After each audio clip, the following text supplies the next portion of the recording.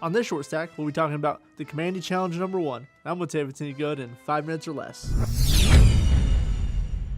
The Kamandi Challenge opens up with Kamandi late for school, and as he's rushing to the bus, he stops by Mike's Grocery to talk to Mr. Royer and Mr. Kirby.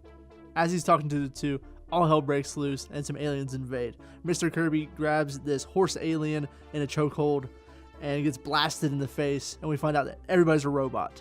Kamandi doesn't know what's going on, so he runs back home to his grandmother, who's also a robot. She pushes him through what we think is like an interdimensional portal, and she blows herself up, saying, "You can't have my grandson." When Kamandi wakes up, all he can remember is being told to remember Kamandi, and of course some tiger people stumble upon him and mistake that for his name. They grab him and they take him and say, "We're going to use you as a gladiator," because they think he's an animal. This is very much a world that's like Planet of the Apes, except replace apes with tiger people, but they're also apes and elephant people. Just go with it. They take him to the Tiger City, put him in the arena. He's set to face Tiny, and Tiny, of course, is not Tiny. He's this gigantic hulking man ape. And with Kamandi in certain danger, that is where the first part of the Kamandi Challenge ends. DC is doing this really cool thing right now where they're pairing up different writers and artists, and each one is going to take a stab at Kamandi. Each team will write a Kamandi story, and it will end on this big cliffhanger, and the next creative team has to find a way to get Kamandi out of it. It's really cool. I love the idea, and this book actually has 2 Kamandi stories in it. So the first one was done by Dan DiDio, Keith Giffen, and Scott Koblish. It looks great. It is great. It's a lot of fun. You get to see Jack Kirby knock out a horse alien thing. It's a ton of fun.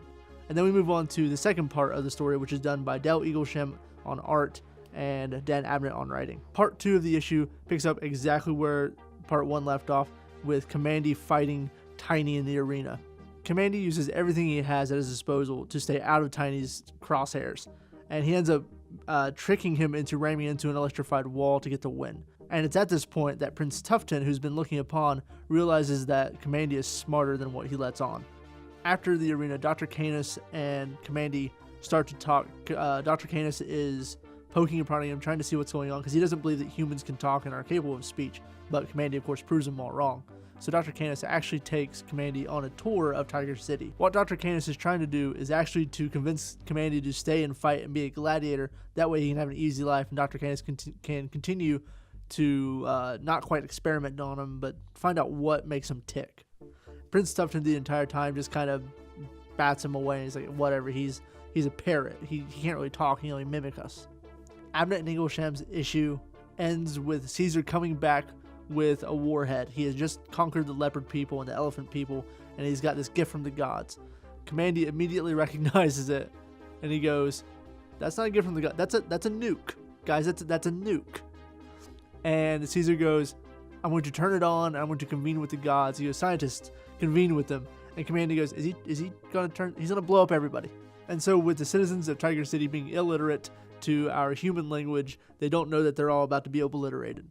So that is the cliffhanger that ends Kamandi Challenge number 1, and man, this book is a lot of fun. The Kamandi Challenge was not a book that I thought I was going to find myself reading, but I gave it a chance and I instantly fell in love. I don't know anything about Kamandi. I know he was created by Jack Kirby, and that's about the extent of my knowledge on the guy.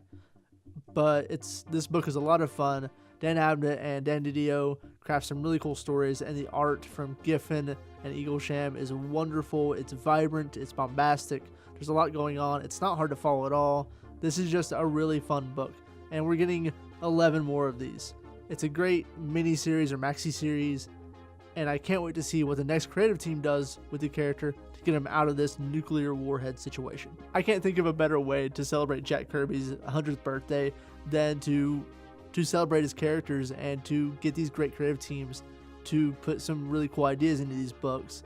And that's one thing I think DC is really excelling at right now, is that their entire rebirth, they just seem to be very targeted, and they know what they want to accomplish, and then they know what kind of stories they want to tell. This is no exception, and I can't recommend it enough. That's going to do it for me here on the Short Stack, guys. Thank you guys for watching. It's been a lot of fun. For more Comic Plunder, for more Short Stacks, please remember to like and subscribe. And before I leave, I just want to point out this is the panel I'm talking about where Jack Kirby chokes out a horse alien thing. It's amazing. Go pick up this book. I will see you guys on the next round. I have to pee.